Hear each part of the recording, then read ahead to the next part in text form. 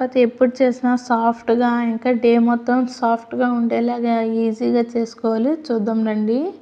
ముందుగా పిండిని వేసుకొని అందులో సాల్ట్ వేసుకొని ఇలా మెల్లగా కలుపుకోవాలి ఫస్టు. ఆ తర్వాత గట్టిగా కలుపుకుంటే ఇలా అవుతుంది. ఆ తర్వాత మనం ఆయిల్ కవర్స్ ఉంటాయి కదా, మనం ఆల్రెడీ ఆయిల్ వంపేసినది అది ఇలా కట్ చేసుకొని అందులో పిండి వేసుకొని ఒక 1 అవర్ వదిలిస్తే చాలా సాఫ్ట్గా వస్తాయి చపాతీలు. మనం ఆయిల్ కూడా ఎక్కువ వేయాల్సిన అవసరం ఉండదు. అది కాస్త బాగా కలుపుకొని మనం ఇలా రోటీ ప్రిపేర్ చేసుకుంటే చాలా బాగుంటాయండి. డే మొత్తం కూడా చాలా సాఫ్ట్గా ఉంటాయి. ఈ టిప్ మీరు ఒకసారి ట్రై చేయండి, చాలా బాగుంటాయి. నేను ఎన్నోసార్లు ట్రై చేశాను కాబట్టి నేను చెప్తున్నాను.